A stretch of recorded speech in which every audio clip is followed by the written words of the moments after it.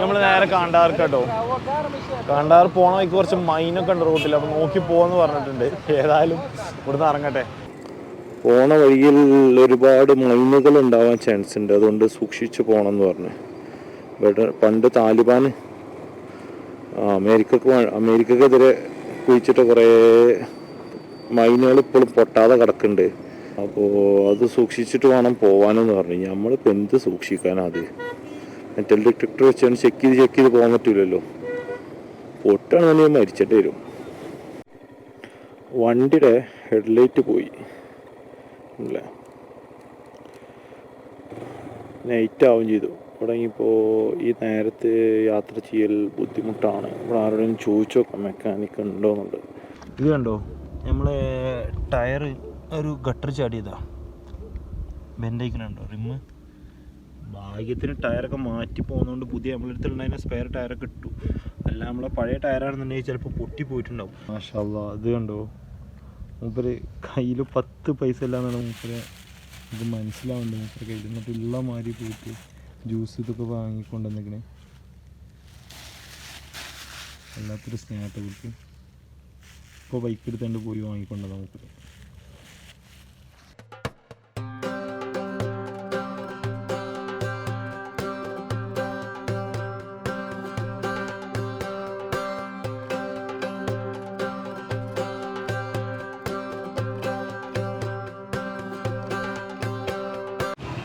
അങ്ങനെ 3 ദിവസത്തെ ഒരു വല്ലാത്തൊരു ആത്മബന്ധത്തിന് ശേഷം ഞാൻ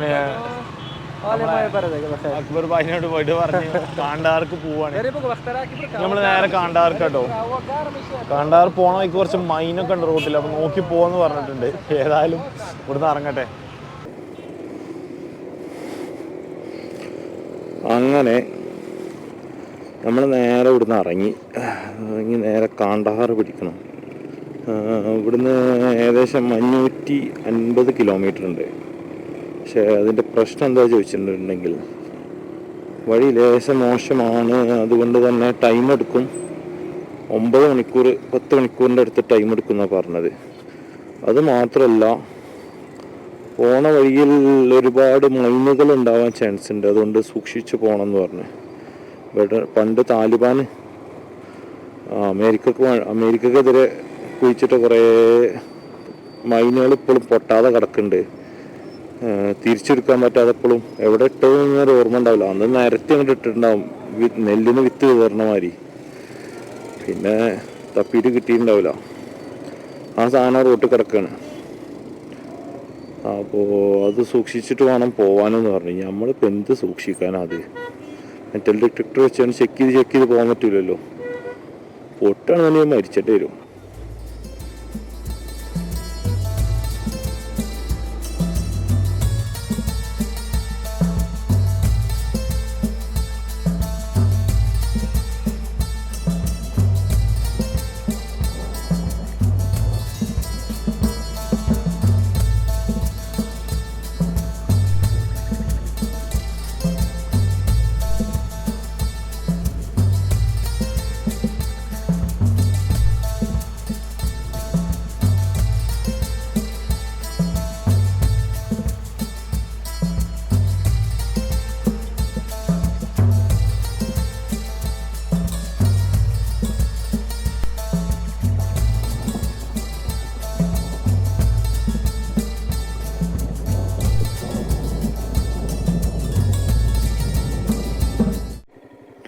വണ്ടിയുടെ ഹെഡ്ലൈറ്റ് പോയി അല്ലേ, നൈറ്റ് ആവും ചെയ്തു. തുടങ്ങിയപ്പോൾ ഈ നേരത്ത് യാത്ര ചെയ്യൽ ബുദ്ധിമുട്ടാണ്. ഇവിടെ ആരോടും ചോദിച്ചു നോക്കാം മെക്കാനിക്ക് ഉണ്ടോയെന്നുണ്ട്. ഹെഡ്ലൈറ്റ് ഇല്ലാതെ യാത്ര ചെയ്യൽ ബുദ്ധിമുട്ടാണ്.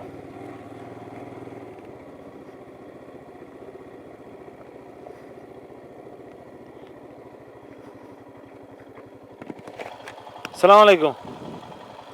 हिंदी आती है? हिंदी, उर्दू? मैकेनिक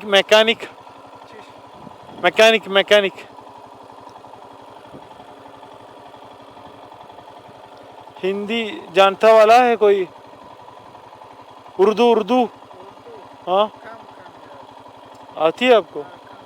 और कोई है उर्दू जानता वाला? हाँ नहीं है। मैं कांडार जा रहा है। हाँ हेडलाइट हेडलाइट।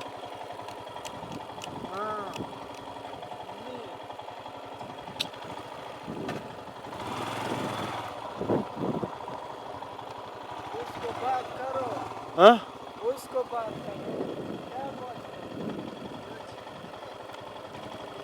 എൻ്റെ താലിബാനാണ് തോന്നുന്നത്. അങ്ങനെ സ്പെയർ ബൾബ് ഉണ്ട്, എന്നിട്ട് മാറ്റിയിട്ട് നല്ല ഇവിടെ നിന്ന് എടുത്ത് പോവാൻ നോക്കാം. ടാസ്ക്കാണ്.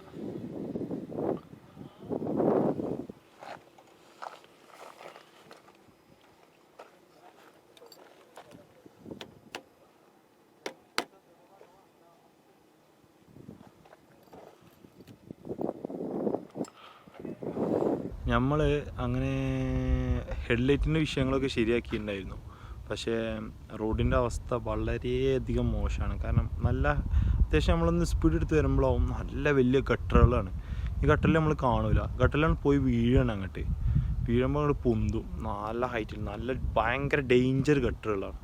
അപ്പോൾ ഈ ഒരു സമയത്ത് ഈ യാത്ര ചെയ്യുന്ന ബുദ്ധിമുട്ടാണ്. അപ്പോൾ ഞാനിവിടെ ടെൻ്റ് അടിക്കാമെന്നാണ് കരുതിയിട്ടുണ്ടായിരുന്നത്. അപ്പോൾ നമ്മളിവിടെ വന്ന സമയത്ത് കുറച്ച് താലിബാൻ ആൾക്കാരുണ്ടായിരുന്നില്ലേ, അവരോട് സംസാരിച്ചിട്ടുണ്ടായിരുന്നു. അപ്പോൾ അവർ ഇവിടുത്തെ എന്നോട് പറഞ്ഞു ഇവിടെ സ്റ്റേ ചെയ്തോ, ഒരു പ്രശ്നമല്ല, ഞങ്ങൾ രാത്രി ഇവിടെ റൗണ്ട്സ് അടിക്കുന്ന സ്ഥലമാണ്, അത് സേഫ്റ്റിയാണ്, സേഫാണ്, ഈ ഇവിടെ കടന്നു തുടങ്ങിക്കോ. അപ്പോൾ ഞാൻ ഇവിടെ നിന്നപ്പോഴാണ് ഈ ബാക്കിൽ പറഞ്ഞ ഈ പെട്രോൾ ബങ്ക് ഉണ്ടല്ലോ, ഈ പെട്രോൾ ബങ്കിൻ്റെ ഓണർ നിൽക്കുന്നത് ഇവിടെയാണ്. ഇവിടെ ഒരു വീട് അടിച്ചിട്ട് ഇവിടെ നിൽക്കുന്നത്.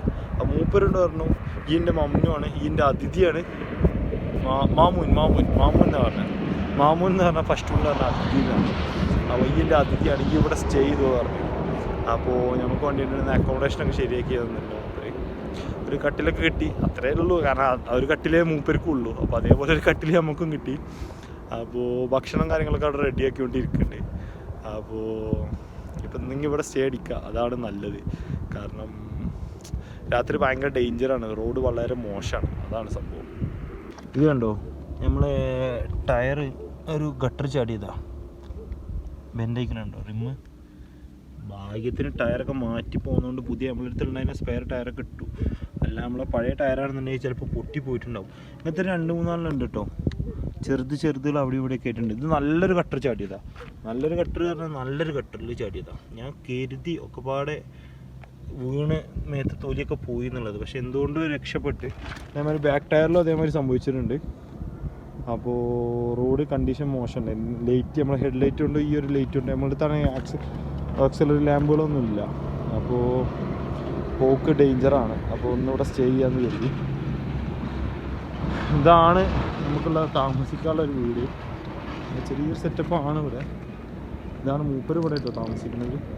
ഇവിടെ നമുക്കിന്ന് സ്റ്റേ ഒക്കെ ശരിയാക്കി തരാമെന്ന് പറഞ്ഞത്.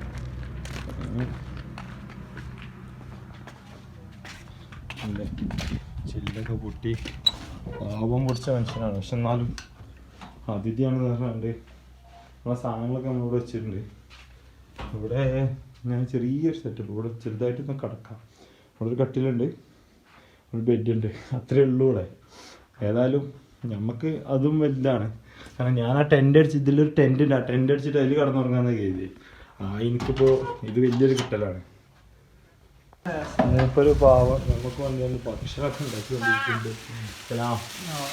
അവിടെ എന്തൊക്കെയുണ്ട്, എന്തോരം ഐറ്റംസാണ്. തക്കാളിയൊക്കെ വെച്ച് റെഡിയാക്കിയിരുന്നത്. അപ്പോൾ നമുക്കൊരു വൈഫിനോട് പറയാൻ തോന്നുന്നു, നമുക്ക് ഭക്ഷണമൊക്കെ റെഡിയാക്കാൻ അങ്ങനെ ഒരാൾ കുടുങ്ങിയിട്ടുണ്ട് തോന്നുന്നത്. ഇവിടുത്തെ ആളുകൾ സംഭവം കയ്യിൽ പൈസ ഇല്ലാന്നുണ്ടെങ്കിലും ഞാൻ പറഞ്ഞില്ലേ, ഇറാനിലും ഇവിടെയൊക്കെ കിട്ടിയൊരു സംബന്ധിച്ചിട്ട് അതിഥികളോട് ഭയങ്കര ഒരു ഇതാണ്. അതിഥിന് യാത്രക്കാരന് എന്നൊക്കെ പറഞ്ഞാണ്ട് ഒരു പ്രത്യേക സ്നേഹം കാണിക്കേണ്ട എന്തായാലും ഭയങ്കര ഒരു ഇതായിക്കൊണ്ട്. കാരണം നമ്മളെ നാട്ടിൽ നിന്ന് സത്യത്തിൽ എനിക്ക് ഫീൽ ചെയ്തിട്ടില്ല അങ്ങനൊരു സംഭവം. ഇത്രത്തോളം കാണിക്കേണ്ട വളരെ കുറച്ച് ആൾക്കാരേ ഉള്ളൂ. പക്ഷെ ഇവിടെ ഒരുവിധപ്പെട്ട എല്ലാ സ്ഥലത്തും എനിക്കത് ഫീൽ ചെയ്തിട്ടുണ്ട്. അതിഥികളാണ്, നമ്മളെ നാട്ടിലേക്ക് വന്നതാണ്. നമ്മുടെ നാട്ടിലൊക്കെ ആണെന്നുണ്ടെങ്കിൽ ഇപ്പോൾ സാധാരണ നമ്മുടെ നാട്ടിൽ തന്നെ ടൂറിസ്റ്റുകളൊക്കെ എന്താ കാട്ടിൽ 10 റുപ്യേൻ്റെ ചായക്ക് 20 റുപ്യ വാങ്ങുക. പിന്നെ അതേപോലെ പെണ്ണുങ്ങളാണെന്നുണ്ടെങ്കിൽ പീഡിപ്പിക്കുക. അതൊക്കെയാണ് നമ്മുടെ നാട്ടിൽ നടന്നു വരുന്ന പരിപാടികൾ. അതിൽ നിന്നൊക്കെ വ്യത്യസ്തമായിട്ട് ഒരുപാട് നല്ല കാര്യങ്ങളാണ് പല ഭാഗത്തു നിന്ന് കിട്ടുന്നത് കേട്ടോ. ഇതുവരെ നമുക്ക് പ്രശ്നങ്ങളൊന്നും ഉണ്ടായിട്ടില്ല. ഇനി അങ്ങോട്ട് എന്താണെന്നുള്ളത് കണ്ടറിയുന്ന വേണം. ഇതുവരെ ഇപ്പോൾ ഏകദേശം ഇപ്പോൾ ഒരു 30-32 ദിവസമായി ഇപ്പോൾ ഈ യാത്രയിൽ നിൽക്കുന്നു. ഈ ഒരു 32 ദിവസത്തിൽ ആകെ ഒരു 4-5 ദിവസമേ ഹോട്ടലിൽ റൂം എടുത്ത് നിന്നിട്ടുള്ളൂ. ബാക്കിയുള്ള ദിവസങ്ങളൊക്കെ ഓരോരുത്തരൊപ്പമാണ് താമസിച്ചിട്ടുള്ളത്. അവിടുന്നൊക്കെ എനിക്ക് കിട്ടിയൊരു അനുഭവം ഇങ്ങനെ തന്നെയാണ്. അതിഥികളോട് ഭയങ്കര സ്നേഹം എനിക്ക്. ഏതായാലും ഭക്ഷണം കഴിച്ച്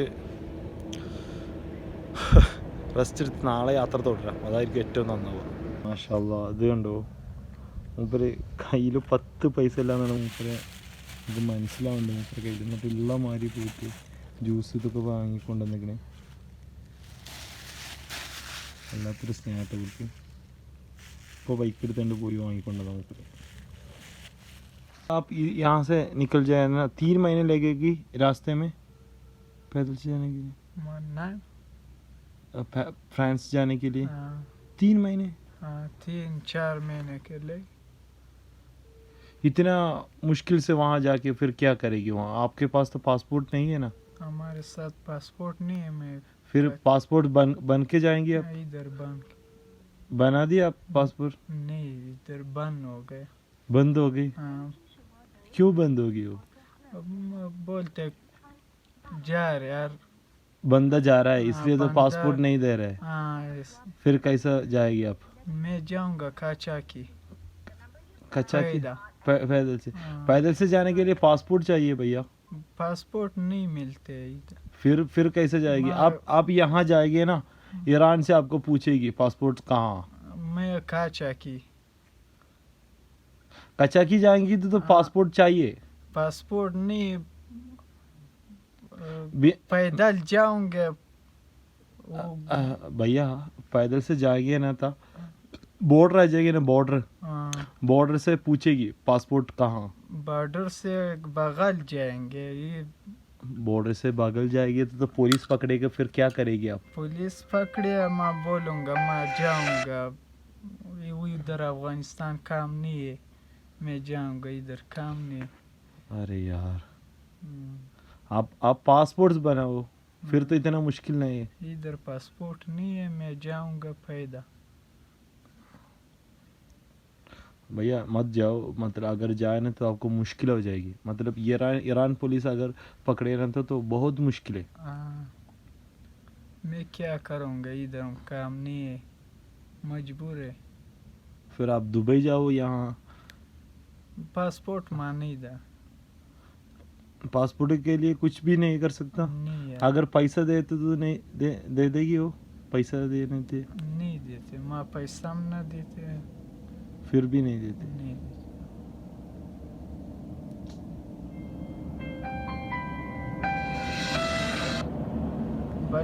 मतलब 10 लाख नहीं है। हाँ 10 लाख। 10 लाख रुपए। क्यों 10 लाख? इधर कोई 10 लाख 5 लाख माहर देना पड़ेगी? हाँ, 10 लाख का शादी करने के लिए कितना माहर देना पड़ेगी इधर? हाँ 10 लाख 20 लाख हम। 20 लाख? हाँ। क्यों इतना? इधर पैसा कम दार है पैसा।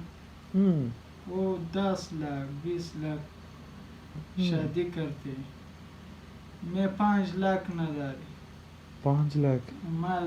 1 लाख मानना दारे सरमाया।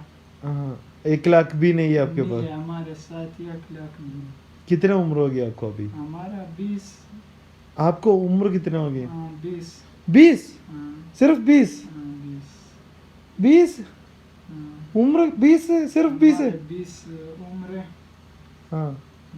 आपकी उम्र कितना? 20 उम्र है हमारी उम्र। आप ये काम कर देना, ईरान की पासपोर्ट बनाओ। ईरान की पासपोर्ट? ईरान की पासपोर्ट। ईरान की पासपोर्ट इधर ना, ईरान की पासपोर्ट। अफगान की पासपोर्ट नहीं है, ईरान की पासपोर्ट बना। और नहीं है उधर? वो बना सकता है। किधर? ईरान की उधर बलूच है ना, बलूच। आप बलूच जाओ, बलूच है ना, बलूच से पैसे की वजह से बना सकते। हाँ मेरा। हाँ आप ये काम कर दो, बलूच जाओ ईरान की, वहाँ जाके थोड़ा पैसा हाथ में रखो, वहाँ जाके ईरान की पासपोर्ट बनाओ। हाँ सही है। हाँ, ईरान की पासपोर्ट बना के फिर आप दुबई जाओ, फ्रांस जाओ, किसी जगह आपको जाना चाहिए तो वहाँ जाओ। हाँ, ये तो बिना पासपोर्ट में आप जाए तो बहुत मुश्किल है। हाँ, मुश्किल है, मजबूर है। ये काम करता हूँ मैं। आपकी पापा मामा कहाँ? हिलमन घर है। घर पे। वो क्या करता है? वो काम नहीं करते। काम नहीं है। नहीं है, काम नहीं है। फिर खाना पीना रहना क्या करते हैं आप? मैं इधर एक 5-7 कारदार। इसमें इसके आपका फैमिली? यहाँ कम कम नाम नहीं खुरी। आपको कोई भैया बहन है ऐसे कुछ है आपको? वो कोई बेटा है। छोटा छोटा भैया है आपको? हाँ छोटे छोटे वो। कितना भैया है आपको? वो दा का। कितना भैया है आपको, मतलब आपकी आपकी नीचे छोटे कितना भैया? हमारे छोटे एक। एक बड़ा, एक बड़ा है। मेरे बाणे। आप एक सबसे छोटा आप हो। और एक हाँ।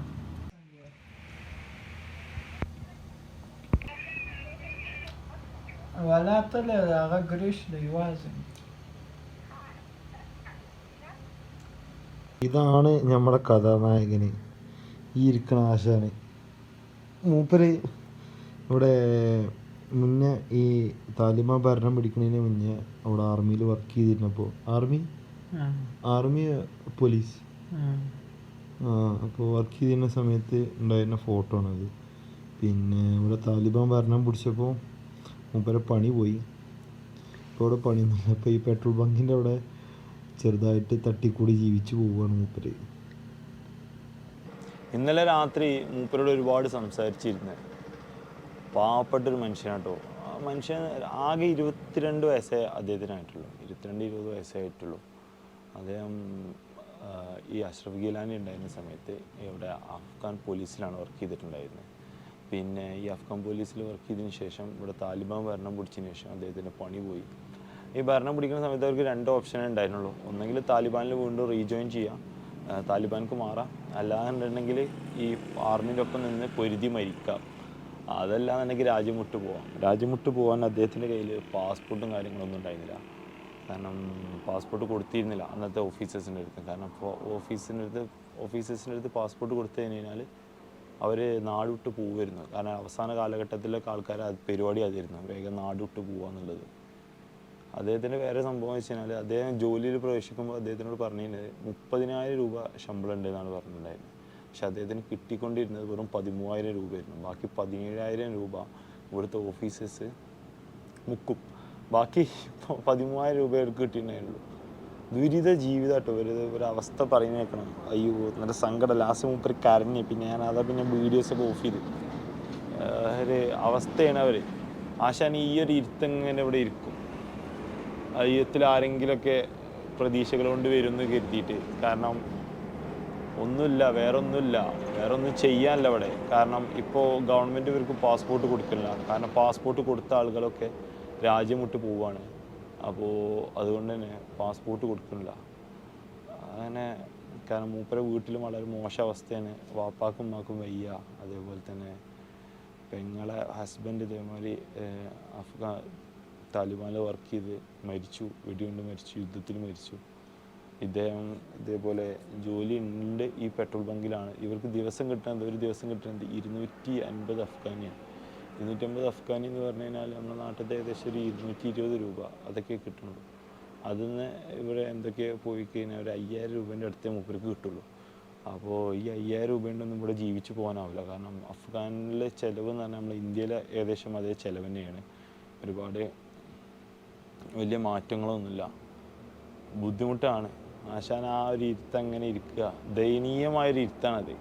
ദയനീയമായി ഇരുന്നിട്ട് ജീവിതത്തിൽ ആരെങ്കിലുമൊക്കെ ഈ വഴി വരും എന്നിട്ട് എന്നെ രക്ഷപ്പെടുത്തും എന്നുള്ളൊരു പ്രതീക്ഷയിലുള്ളൊരു ഇരുത്താണത്. കണ്ടിട്ട് സങ്കടമായുണ്ട്. കാരണം മൂപ്പര് അവസ്ഥ വളരെ ദുരിതപൂർണമായിട്ടാണ് നമ്മളോട് പറഞ്ഞത്. അത് വല്ലാത്തൊരു ഇതായിപ്പോയി. നമ്മൾ എന്തായി ഞാൻ മൂപ്പരോട് പറഞ്ഞു, ഞാൻ ദുബായിൽ തിരിച്ചെത്തുന്ന സമയത്ത് കോണ്ടാക്ട് ചെയ്യുക, എങ്ങനെയാണ് പാസ്പോർട്ട് എടുക്കാൻ നോക്കും, പാസ്പോർട്ട് എടുത്തിട്ട് എന്നെ കോണ്ടാക്ട് ചെയ്യും. ഞാനവിടെ എന്തെങ്കിലും ഒരു ജോബ് നമുക്കൊരു സെക്യൂരിറ്റിൻ്റെ അങ്ങനെ എന്തെങ്കിലുമൊക്കെ നോക്കാം എന്ന് പറഞ്ഞു. കാരണം അതേ നമുക്ക് ചെയ്യാൻ കഴിയുള്ളൂ. പക്ഷേ കേട്ടിട്ട് തന്നെ ഒരവസ്ഥ മാതിരിയായിപ്പോയി. നമ്മൾ കണ്ട അഫ്ഗാനല്ല ഇങ്ങോട്ട് കാണാനുള്ളത്. ദുരിതപൂർണമായ കുറേ ജീവിതങ്ങളുണ്ട് ഇവിടെ. ഏതായാലും നമ്മളിവിടുന്ന് ഇറങ്ങാണ്. നമ്മൾ കാണ്ഡഹാർ എത്തണം. ഇവനോട്ട് പോകാൻ തോന്നില്ല, ഭയങ്കര സ്നേഹമാണ് ആശാന്. ഏതായാലും നമ്മൾ കാണ്ഡഹാർക്ക് പിടിക്കട്ടെ.